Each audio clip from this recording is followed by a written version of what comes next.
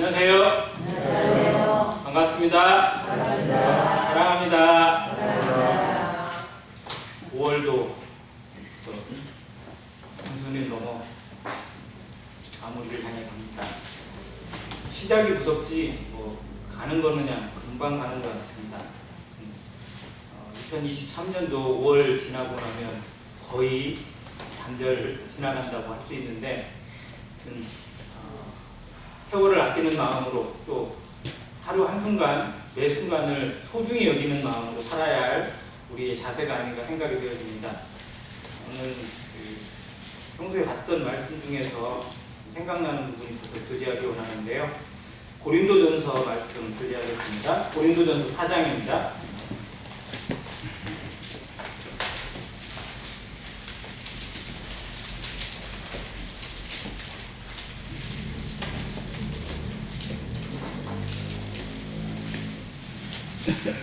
고린도전서 4장 5절부터 7절까지 말씀을 읽겠습니다. 5절입니다. 그러므로 때가 이르기 전 곧 주께서 오시기까지 아무것도 판단하지 말라. 그가 어둠에 감추인 것들을 드러내고 마음의 뜻을 나타내시리니 그때에 각 사람에게 하나님으로부터 칭찬이 있으리라. 형제들아, 내가 너희를 위하여 이 일에 나와 아볼로를 들어서 본을 보였으니 이는 너희로 하여금 기록된 말씀 밖으로 넘어가지 말라 하는 것을 우리에게서 배워 서로 대적하여 교만한 마음을 가지지 말게 하려 함이라. 같이 읽겠습니다. 누가 너를 남달리 구별하였느냐? 내게 있는 것 중에 받지 아니한 것이 무엇이냐? 내가 받았은즉 어찌하여 받지 아니한 것 같이 자랑하느냐? 네, 감사합니다. 고린도 교회를 한마디로 얘기하면 문제덩어리라고 얘기합니다. 이제 듣기 좋은 말로 문제덩어리라고 하는데 실상은 우리의 모습 아닌가요? 우리도 실제로는 따져보면 나 자신부터가 문제덩어리잖아요. 그런 면을 고린도 교회의 모습을 통해서 하나씩 이렇게 보여주시고 교훈해 주시는 것 같습니다. 그전에는 고린도전서나 후서를 읽다 보면 진짜 이 교회는 도대체 왜 이 모양이냐 이런 이야기들을 많이 했던 것 같은데 막상 이렇게 지내다 보니까 이게 다 나를 위한 거울이고 본보기고 교훈이구나라는 생각이 들어집니다. 특별히 고린도 교회에 있었던 문제들 그리고 그 문제의 근원이 무엇인지를 생각하면서 신앙생활의 기본이 무엇인가, 그리고 7절에 있는 말씀 내게 있는 것 중에 받지 아니한 것이 무엇이냐는 말씀을 통해서 이게 모든 것은 다 내 것이 아닙니다. 주의 것입니다. 라는 자세를 배워보기를 원합니다.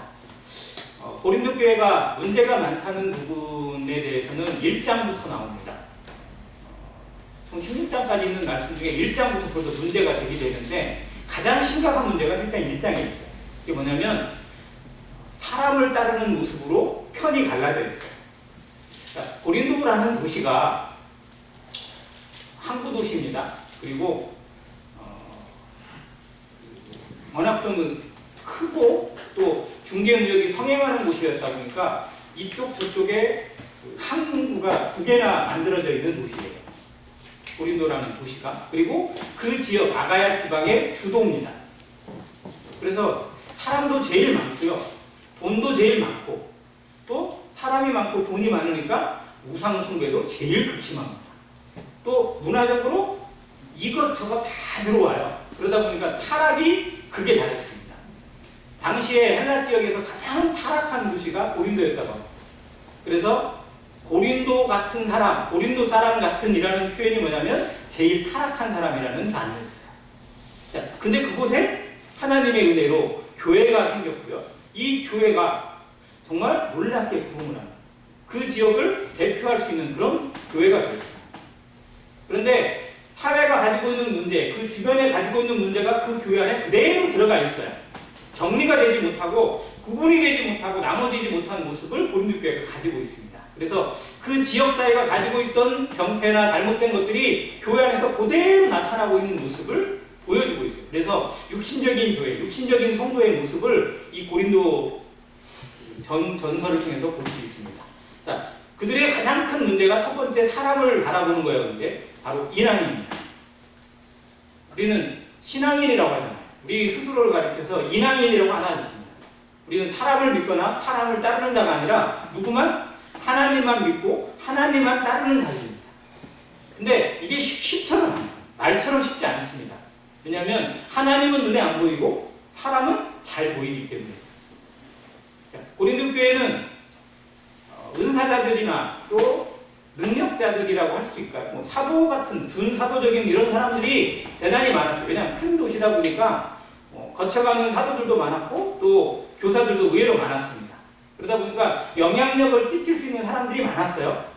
이 사람마다 나는 누구를 좋아하고 누구를 따르는 사람이다 이렇게 편이 갈라져 버렸어요. 그래서 어떤 사람은 게바에게, 어떤 사람은 아볼로에게, 어떤 사람은 바울에게, 심지어 어떤 사람은 나는 그리스도파다라고 나눌 정도로 갈라지면서 이게 서로를 향한 대적 관계가 만들어지고 경쟁 관계가 만들어지면서 누가 더 높냐, 누가 더 낮냐, 누가 더 뛰어나냐 이런 모습으로 나타났어요. 근데 그 대표적인 두 사람이 누구냐면 바울과 아볼로예요. 왜냐하면 베드로는 계속 순회 사역자였어요.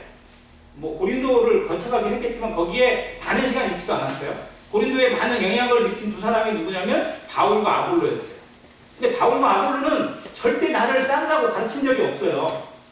근데 바울은 어차피 여기에서만 계속 있으면 다른 데 갔더니 사람들의 모습을 듣고 나니까 누구는 바울파, 누구는 아볼로파, 누구는 게바파 뭐 이렇게 나눠서 싸우고 있다는 거예요.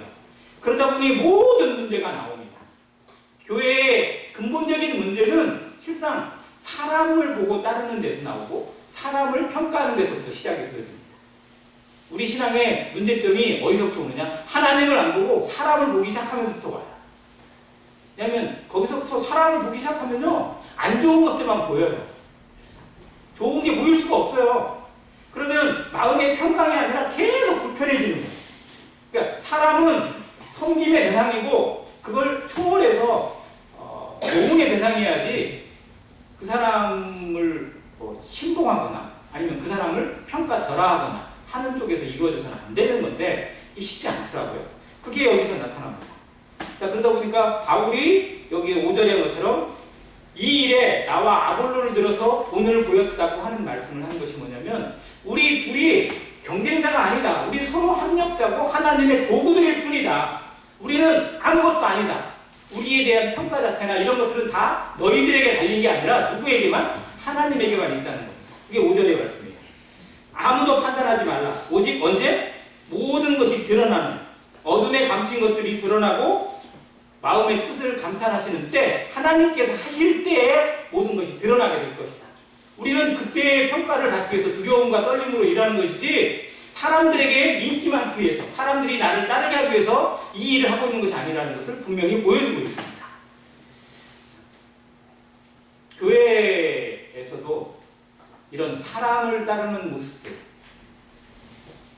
없다고 말하지를 못해요. 교파 쪽에서 유명한 목사가 누군가요? 혹시 말씀 메시지랄지 뭐 어떤 복음의 메시지랄지 뭐 이런 거 따져보면 인기 있는 인기 강사, 흔히 말해서 기독교 일타 강사들이 있어요. 혹시 유튜브나 이런 거 많이 들으시는 분들 아마 주로 듣는 사람 듣게 되잖아요. 누가 좀 제일 나은 것 같으세요? 목하는 목사님. 돌아가신 목하는 보다는 저도 그렇게 할 말이 없을 만큼 참 좋으신 분인데요. 살아있는 분들 중에서도 그런 게 있더라고요. 아멘교회 김병삼 목사, 분당 우리교회 이찬성 목사, 또 어디에 누구 아무튼 유기성 목사도 괜찮다 어쨌다. 누가 어쨌든 높은 뜻 숭례교회 김동호 목사는 은퇴하셨지만 또 나름대로 영향력을 또 가지고 있더라고요. 자, 그런 사람들의 소리나 그분이 설교를 하거나 하면 사람들이 몽땅 몰려요. 자, 근데 그분이 하나님의 말씀을 전하니까 나쁜 영향력을 미치는 건 아닌데 은연중에 사람을 따르게 되어 있고요. 그 사람에 의해서 모든 신앙이 좌우돼요. 그래서 그렇게 잘 나가는 사람이 갑자기 무슨 범죄에 빠진다든지 이상한 것에 빠졌다든지 그러면 완전 다 실망해 버리고요. 기독교에 상처받았다고 다시는 교회 안 찾아본다는 사람들이 그렇게 많이 생겨요. 돈만 밝히거나 무슨 뭐 여자 밝히거나 이런 걸로 나오게 되면요, 그냥 그것에 대한 배신감, 실망감, 여기에 다시는 교회에 그냥 쳐다도 안 보겠다는 사람들이 그래서 많이 생기더라고요. 이단이 생긴 사람들이 있어요. 이단의 대표적인 사람, 뭐 우리나라 이단을 거의 이끌어낸 사람이 누구냐면요, 진짜 여러 사람들이 있지만 실상은 지금 뭐 이만이나 이런 거는 때로는 그 어떻게 보면 졸개들이고요. 진짜 이단의 대부는 저는 박태선이라고 생각합니다. 천부교라고 불러지는 박태선 장로가 실상은 어떻게 보면 우리나라 이단의 모든 뿌리를 다 뿌려놨어요, 실상. 그리고 문선명 이렇게 둘이, 이 두 사람이 한 스승에서 배웠어요. 그게 참 아이러니 중에 하나예요. 자, 박태선은 교대한 내에서요, 되게 인기 많은 목사도 아니고 장로였는데, 그렇게 뭐 삶이 좋고 메시지가 좋고 뭐가 간증이 좋고 막 그런 사람이었대요. 그래서 오히려 목사보다 훨씬 더 인기 많고, 정말 뭐 그야 한마디면 막 교회가 좌우될 정도로. 그러다 보니 어느 순간에 높아져가지고 자기가 하나님 되고 그랬어요. 그래서 이름을 천부교라고 지었어요. 자기가 하나님이에요. 그래서 따로 무슨 유명한 경기도에 가면 거기에 이단의 성지가 있어요. 거기에다 딱 차려놓고 신앙촌 차려놓고 제1신앙촌, 제2신앙촌 막 차려놓는데 사람들이 막 재단 다 쓰고 찾아갔어요. 여기서 들었는데요, 물을 팔았대요. 그래서 그 천부교에서 물을 파는데 이 물이 생명수 물이다 해가지고 한 통에 뭐 그때 당시에 10,000원, 또 50,000원짜리가 있대. 50,000원짜리 어떤 물일까요? 똑같은 물, 실제로 수도꼭지 틀어져 나오는 물이래요. 지하수였는지 잘 모르겠어요. 근데 물을 통에다 받을 때 옆에 박태선 장로가 서가지고 어이! 한마디 해준대요. 한마디 하면 10,000원, 좀 길게 해주면 50,000원. 물장사였대요. 근데 그 물을 먹겠다고, 그게 생명수라고 그렇게 줄을 서가지고 물장사라고 그 돈으로 그 아들, 그 유명한 노비스트입니다. 미국 가서 엉뚱한 짓거리하고 돈 다 날리고 나라 망신시켰어요. 아무튼 그런 모습을 보면요, 사람을 따르는 결과가 그렇게 나옵니다. 그리고 거기서부터 그게 없어지지 않아요. 그 밑에서 배운 사람들이 또 나가서 이단 차리고 뭐 했어요. 그런 사람들이 지금 신천지 차리고 뭐 차리고 해서 이런 사람들이에요. 아무튼 이런 모습이 얼마나 위험한지. 그래서 교회는, 신앙은 아무리 사람이 뛰어난다 할지라도 그 사람은 도구일 뿐이라는 사실을 기억해야 됩니다. 사람은 언제 무너질지 모르고요, 언제 실망을 줄지 아무도 몰라요. 사람은 믿음의 존재가 아니라는 사실입니다. 그래서 지금 효용가치가 있고 하나님께서 들어 사용하실 때에 그의 역할이 있는 것이지, 하나님의 때가 다른 사람에게 이관되든지 그의 어떤 영향력 자체가 상실되어지는 때가 되면요, 실상은 오히려 마이너스가 될 수도 있어요. 그래서 우리는 그런 두려움을 해야 됩니다. 하나님이 나를 들어 사용하실 때, 하나님께서 나에게 기회를 주실 때가 진짜 내 인생의 클라이막스다, 황금기다라는 생각을 가지고 있는 시간, 없는 시간 쪼개서 하나님께 드리기를 연습해야 되고, 내가 드러나지 않고 오직 하나님만 드러나기를 간절히 기도해야 합니다. 듣는 성도들도 마찬가지고 바라보는 성도들 역시 마찬가지예요. 이 안에서 하나님의 영광을 받지 못한다면 이건 교회가 아닙니다. 그냥 사람 집단이 되고 말아요. 아무튼 이것을 바울과 아볼로가 계속 경고해주고 있고 알려주고 있어요. 그런데 쉽지 않았다는 것을 볼 수 있습니다. 자, 두 번째는 이제 그것을 뭐라고 하냐면 교만에 이르지 않게 해서 말씀 밖으로 넘어가지 말라는 겁니다. 5절, 6절 중간에 있는데요. 기록된 말씀 밖으로 넘어가지 말라. 하나님이 우리에게 하나님의 말씀을 보여주시고 알려주시고 들려주시는 이유는 하나님의 뜻을 구분하고 하나님이 정하신 경계와 선을 지키기를 원하는 것입니다. 성경은 우리에게 하라는 것과 하지 말라는 것을 알려주고 있습니다. 율법처럼 성경에도, 그리고 예수 그리스도가 보여준 신약 성경에도 하라는 것과 하지 말라는 것이 그대로 나눠져 있어요. 교회 성도들에게 주시는 메시지는 더 강력합니다. 율법보다 더 강력한 메시지가 성도들에게 주시는 새 계명이에요. 해야 될 것과 하지 지키지 말아야 될 것이 남아 있습니다. 이게 선이에요. 경계입니다. 선을 지킨다는 건 귀찮은 거나 혹은 기분 나쁜 게 아니라 아름다운 거예요. 신호를 지키고 싶지 않는 마음이 들 때가 있어요. 정말 급하면요. 신호등이 막 너무 막 긴 것 같고 빨리 가야 되는데 왜 이렇게 내가 가는 데마다 신호등이 걸리고 내 앞차는 왜 이렇게 막 빨리빨리 안 가고 막 이런 마음이 들 때는 진짜 신호등이 없었으면 좋겠다라는 생각이 들기도 하지만 신호등이 없다면 진짜 제대로 갈 수도 없고 언제 사고가 날지 모르고 무슨 일이 생길지 아무도 장담 못합니다. 신호등은 정말 어떻게 보면 교통질서가 원활하게 잘 흘러가도록 도와주는 선이고 경계입니다. 이거를 안 지키려는 사람들이 생길 때마다 정말 문제가 돼요. 하나님이 우리에게 뭔가를 알려주시고 금하게 하신 거나 뭘 하라고 명령하신 것들, 이것은 아름다운 거기 때문에 그렇게 말씀하신 겁니다. 지구상에 있는, 아니 온 우주 만물에 있는 모든 것들이 이 하나님이 정하신 경계를 지키고 있습니다. 자, 지구가 태양계 안에 있어요. 그래서 태양을 중심으로 가장 가까이 수금, 지화, 목토, 천, 해, 명왕성은 뭐 행성이 아니래요. 지금 아주 뺐어요. 지금 과학 세계에서는요, 명왕성은 행성이 아니에요. 뭐 위성 축에 뭐 하나로 뛴다고 그러더라고요. 아무튼 근데 자, 지구는 태양과의 거리가 수시로 바뀔까요? 정해져 있을까요? 태양과의 거리, 지구와 태양과의 거리가 고무줄일까요? 네, 정해져 있어요. 물론 뭐 약간의 오차는 있을 수 있겠지만 그 선을 벗어나면 안 돼요. 더 가까워져도 안 되고 더 멀어져도 안 돼요.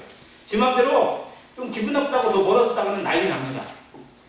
사람이 살 수가 없는 환경이 되니까. 자, 지구가 스스로 자전을 합니다. 하루에 한 바퀴 돌잖아요. 그래서 우리가 뭐 밤낮이 가려지는 이유는 지구 자전 때문이잖아요. 자, 자전의 속도가 일정할까요? 아니면 수시로 바뀔까요? 일정해요. 일정해야죠. 그래야 시간이 똑같은 거지. 아, 갑자기 어느 때는 막 지구가 막 열심히 막 돌다가 어느 때는 지쳤다고 쉬거나 이러면 안 되잖아요. 이건 하나님의 손에 의해서 움직이는 거고요. 하나님이 이 우주 만물을 다 운행하고 계시고 주관하고 계시는 것을 보여주는 증거입니다. 자, 지구가 자전을 하면서 동시에 공전을 해요. 태양 주위를 한 바퀴 돕니다. 이 속도를 계산해 봤더니 초속 29몇 킬로가 나와요. 초속. 똑딱 할 때 여기서 익산까지 거리를 이 지구가 달려가는 거예요. 1초에 한 번씩. 그래야 한 바퀴를 돌아요. 이 공전 속도가 좀이라도 더 빨라지잖아요. 그러면 지구가 생태계가 완전히 파괴됩니다. 또 늦어져도 마찬가지가 돼요.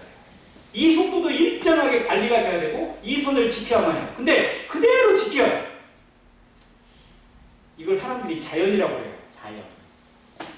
스스로 잡자 그러려는 자. 스스로 그렇게 됐대요. 다 그렇게 됐대요.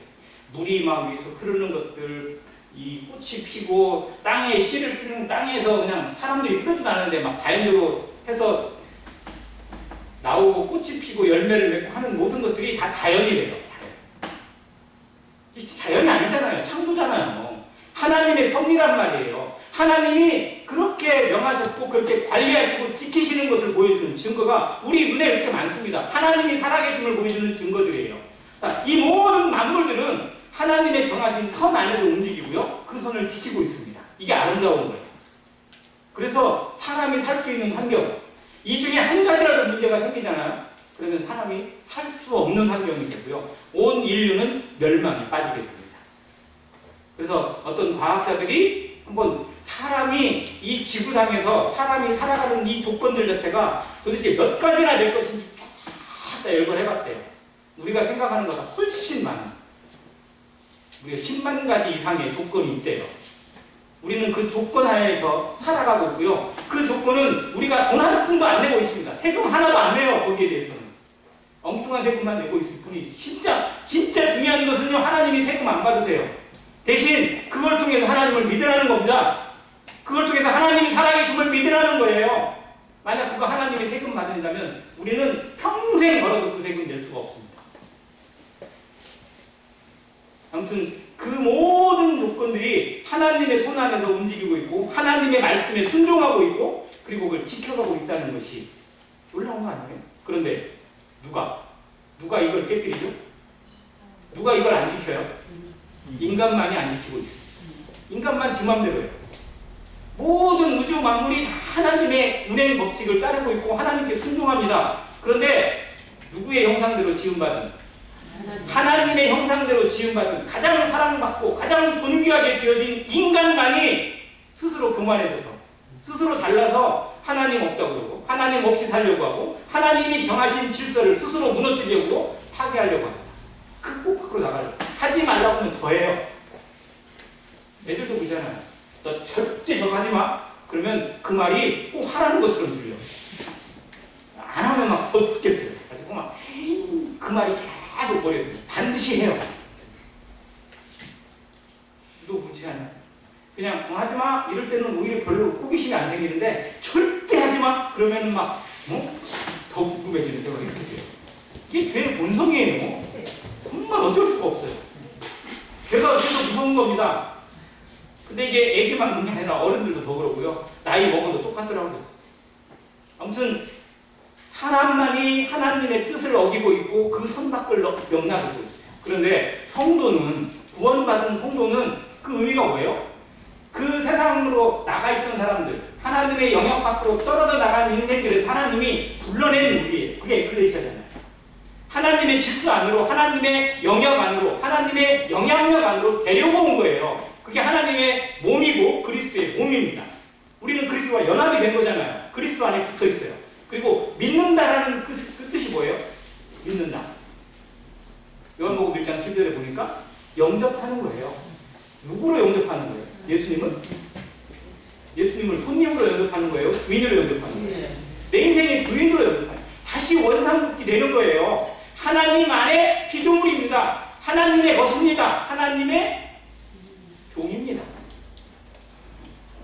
이거를 고백하는 게 믿음 아니에요? 이게 구원 아니에요?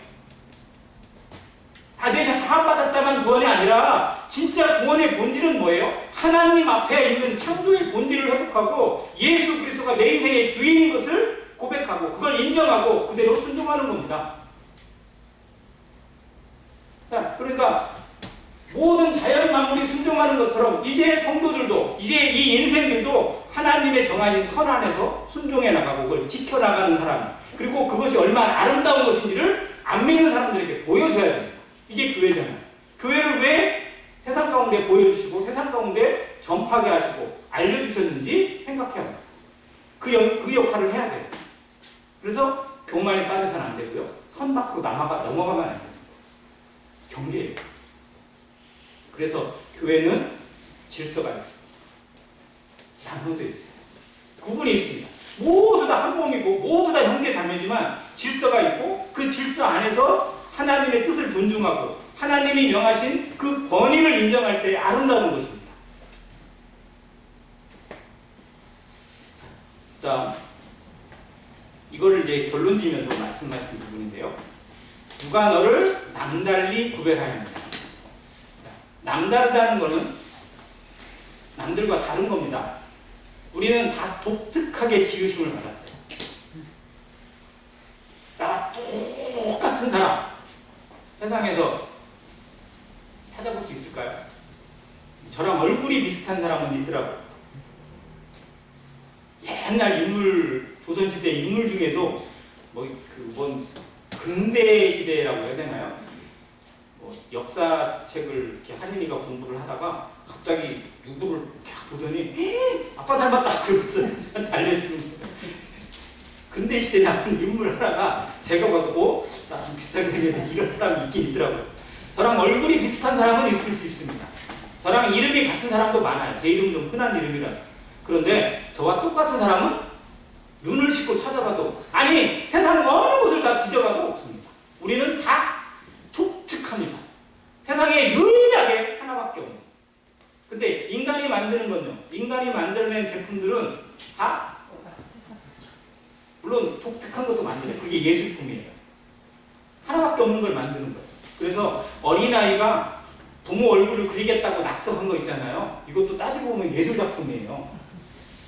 돈을 주고 안 줘서 그럴 뿐이지 부모 입장에서는 하나밖에 없는 거잖아요. 그 똑같은 게 없어요. 안 그래요? 제가 막 장난삼아 뭐 만들어낸 게 있어요. 이거는 하나밖에 없는 거예요. 어떻게 보면 독특한 겁니다. 근데 그것에 사람들이 가치를 부여했을 때 진짜 걸작품이 되는 거긴 하지만, 근데 사람들이 일반적으로 만드는, 공장에서 만드는 것들은요, 그냥 획일적이에요. 똑같이 만들어요. 근데 가끔씩 다른 게 나오죠. 똑같이 만든다고 만들었는데도 뭔가 좀 다른 게 나와요. 이건 뭐예요? 고장이에요. 불량이에요. 그런 것들은 반품 처리돼가지고요, 반품샵에 오거나 가격이 반절로 떨어져가지고 세상에 알려지거나 이렇게 돼요. 세상은 아주 그냥 획일한 걸 좋아합니다. 똑같이 나오는 걸 좋아해요. 그래서 사람들도 획일화 시키려고 해요. 똑같은 인생으로 만들어버리려고 하고요, 똑같은 구분을 해버리려고 합니다. 그러나 하나님은 그렇게 안 하세요. 자, 그런데 하나님이 우리를 독특하게 구분해 주시고, 남들에게 없는 것을 나에게 주시고, 나한테 없는 걸 누군가에게 주셨어요. 자, 이게 교회입니다. 교회는 그것으로 한 몸의 비밀이고요. 고린도서 12장에 보면 이 몸의 비밀을 각 지체로 비유해 주고 있어요. 손과 발과 눈의 역할이 다 다릅니다. 심지어 발가락의 역할도 다르고요. 몸 안에 있는 장기들 중에서 없어도 되는 장기 뭐죠? 없어도 되는 장기 있어요? 옛날에는 없어도 되는 장기라고 해가지고 뭘 뜯어냈어요. 조금만 아프면 맹장 뜯어내버렸어요. 근데 맹장 있어야 돼요? 없어야 돼요? 있어야 돼요. 지금은 맹장 안 뜯어냅니다. 쓸개도 뜯어내더라고요. 쓸개 뭐 염증 생기고 그러면은 막 떼내라고 그러는데요. 근데 절대 떼내지 말라고 의사들은 얘기합니다. 아무튼 우리 몸 안에 필요 없는 거라면 하나님이 만드시지도 않았을 겁니다. 우리 안에 필요 없다면 하나님이 부르시지도 않았어요. 우리 안에 있는 모든 지체들은요, 다 하나님의 필요에 의해서 부르심을 받은 지체들입니다. 누가 뛰어나고 누가 잘나고가 아니라 모두 다 역할이 있고요, 그 역할이 제대로 이루어졌을 때 진짜 교회가 돼요. 근데 이 고린도 교회에 무슨 문제가 있었느냐? 내가 뛰어난 은사가 있다, 나 이런 은사가 있어, 자랑하고 자기를 내세우는 사람들이 너무 많았어요. 은사가 많아도 문제예요. 없어도 문제지만. 근데 은사가 없지는 않습니다. 자매님이랑 교제를 하면서 이 은사에 대해서 얘기를 하면서 질문을 해봤어요. 자매님의 은사는 뭐라고 생각하세요? 뭐라고 말하기는. 근데 솔직하게 한번 얘기해보세요. 은사가 없다고 생각하세요? 그건 아니에요. 근데 내 은사가 뭐라고 얘기를 하면 꼭 교만한 것처럼 생각을 하시는 분들이 있더라고요. 이것도 잘못된 거예요, 실상. 난 이런 은사 있습니다 라고 막 세놓고 자랑하는 것도 진짜 문제지만요, 고린도 교회는 그 자랑하는 사람이 너무 많았어요. 그래서 막 자기를 내세우려고 서로 막 강단 차지하려고 하고, 뭐 자기 내세우려고 하고, 방언에 있는 사람들은 막 방언을 막 무분별하게 해석도 안 되는 방언들로. 그래서 교회가 난장판이 되어버렸었어요. 은사가 자기를 드러내는 것으로 났을 때 이게 진짜 문제가 됩니다. 은사는 누구를 드러내는 거예요? 그리스도를 드러내는 거, 하나님의 영광을 드러내는 겁니다. 복음을 드러내는 거고요, 하나님이 살아계심을 증거하는 게 은사예요. 성도를 세워주는 거고요, 그리스도의 몸을 세우는 것입니다. 자, 그런 모습이 이 구별하신 것에 나옵니다. 우리는 누가 특출나게 뛰어나지 않고요, 뛰어날 수도 없습니다. 다만 하나님께서 그를 어떤 부분에 사용하시는 것, 그게 사람들의 눈에 보기에 더 돋보이는 것은 있어요. 자, 아무튼 그것을 마음에 염두에 두고 누가 누구를 판단하거나 누가 누구 점수를 매기거나 하는 모습으로 치우쳐서는 안 되는 거죠. 두 번째, 내게 있는 것 중에 받지 아니하는 것이 무엇이냐? 오늘의 말씀의 결론입니다. 자, 우리가 가지고 있는 것도 있어요.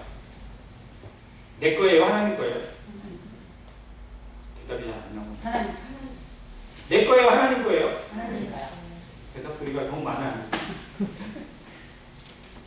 내 거라고 생각되는 순간들이 정말 많이 찾아옵니다. 세상은 그거를 권리라고 생각을 하고요, 그래서 모든 것에 이름을 다 매겨놔요. 자동차에 등록증이 있습니다. 자동차 등록증은 누가 소유주이고 어떤 자동차인지 그 모든 내용들을 알려주는 겁니다. 그래서 거기에 반드시 뭐를 써야 돼요? 소유주의 이름을 쓰게 되어 있어요. 아파트 등기를 안 하시는 분 계세요? 아파트 이름, 나는 내 거 아니니까 등기 안 해. 그런 분 없잖아요. 다 등기로 합니다. 요즘은 또 이제 뭐 공동명의로 하는 것이 또 유행이라고 해서 또 공동명의로도 많이 한다고 그러긴 하는데요. 아무튼 모든 것에 다 이름을 다 구별을 합니다. 애들도요, 노트를 사면 노트에다 제일 먼저 뭐예요? 이름을 써요. 뭐예요? 내 거다. 건들지 마라. 뭐 이런 표시를 합니다. 모든 것에 내 이름이 다 들어가 있어요. 그러다 보니까 세상에 있는 모든 물건들, 내가 사용하는 것들에는 다 내 이름이 부여되어 있고 내 이름으로 사용을 하더라고요. 그러다 보니까 진짜 내 건 걸로 착각을 해요. 그래서 내 인생도 내 거인 거, 내가 가지고 있는 모든 것이 다 내 것인 것처럼 착각하고 살아갈 때가 많더라고요. 그런데 하나님 앞에서 우리는 이거 정직하게 고백해야 됩니다. 정말 내 것인지 하나님이 주신 것인지.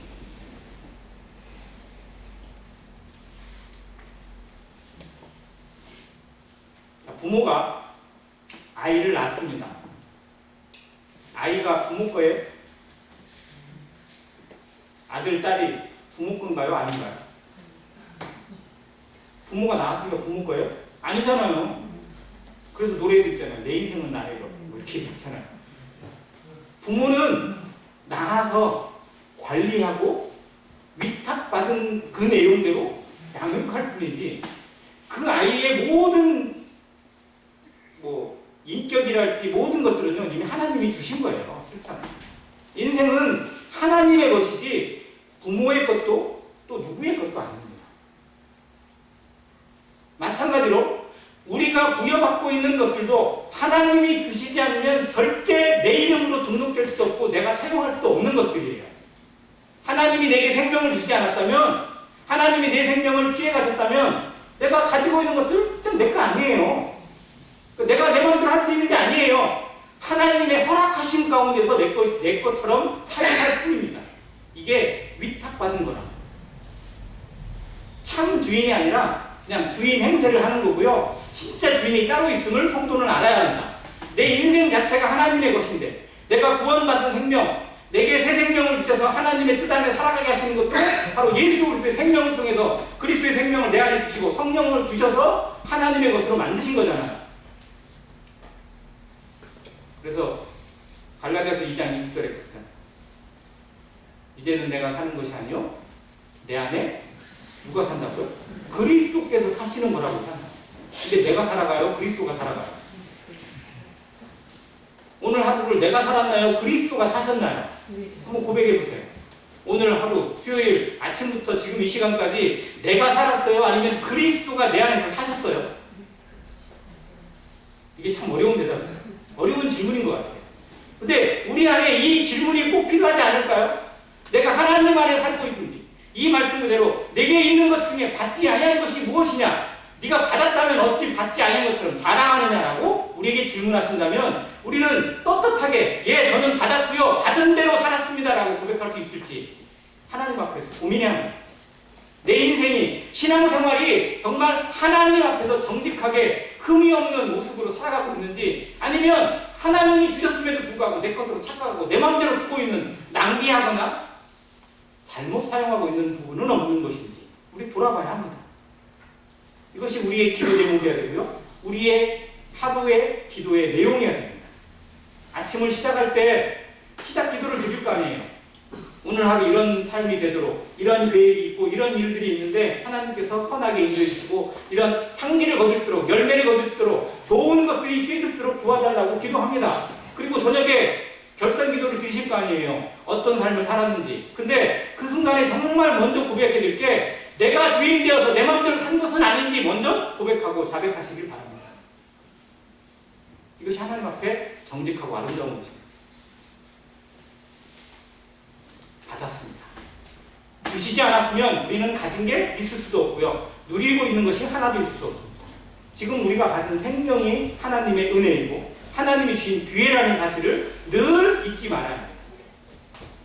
그래서 신앙은 받은 은혜를 망각하지 않는 것. 이걸 망각하고 이걸 잊어버리는 것을 한자 성어로 배은망덕이라고 합니다. 하나님 앞에 가장 큰 죄죠. 인간이 지은 죄 중에 가장 큰 죄가 뭐냐면 하나님 앞에 배은망덕한 거예요. 하나님이 생명을 주셨는데 하나님이 형상대로 지어주셨는데 그걸 잊어버리고 하나님 없이 살아가는 거, 하나님이 없다고 말하는 거, 하나님을 안 믿어도 된다고 하는 거, 나만 잘 살면 된다고 생각하는 거. 이게 진짜 배은망덕입니다. 안 믿는 사람이 그렇다면 믿는 성도는 더더욱 그렇죠. 정말로 그걸 깨닫고 그 은혜로 살아간다고 고백하고 그 은혜로 천국 간다고 그렇게 찬양하고 감사하는데 삶의 모습의 본질에서는 여전히 내가 중심이고 내가 주인으로 살아간다면 그건 진짜 도적질입니다. 하나님의 것을 훔치는 거고요. 하나님을 무시하는 거예요. 그래서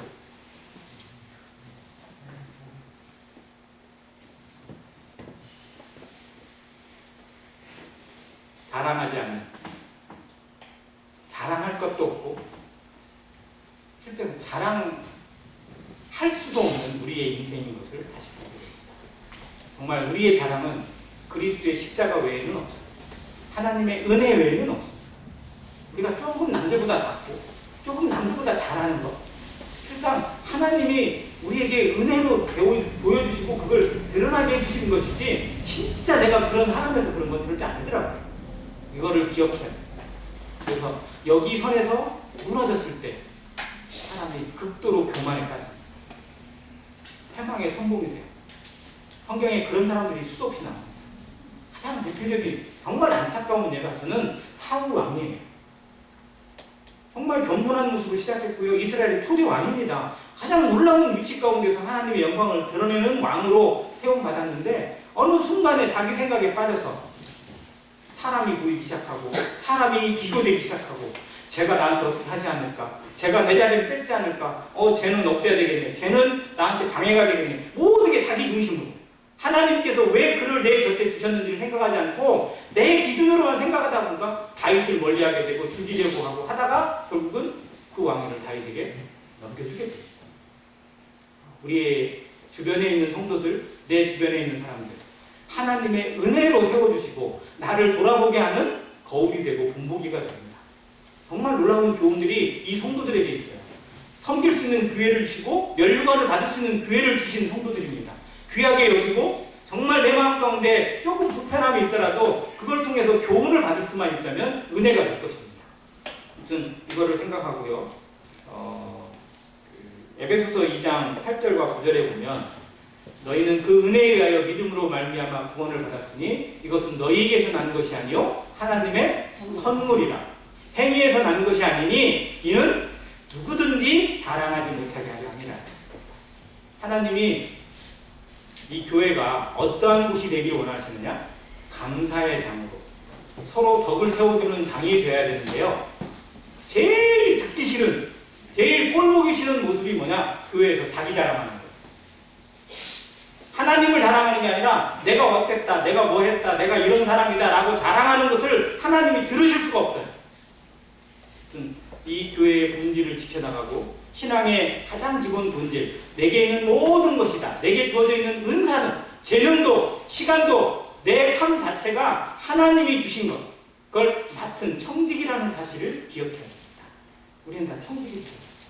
하나님이 내게 무엇을 맡겨주셨는지, 내게 어떤 영혼을 맡기셨고 어떠한 것을 관리해서 하나님께 영광을 돌리게 하셨는지 그걸 깊이 생각해야 됩니다.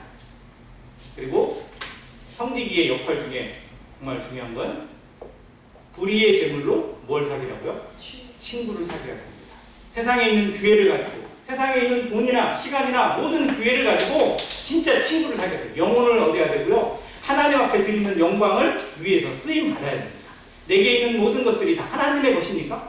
그걸 믿는다면, 그걸 인정한다면 그게 하나님 앞에 어떻게 돌려져야 되는 것인지, 어떻게 돌려지고 어떻게 영광을 드려야 되는 것인지 고민하고 정말 참된 예배의 삶으로 드려지는 안행교회 모든 성도들의 삶이 되기를 간절히 바랍니다. 이상입니다.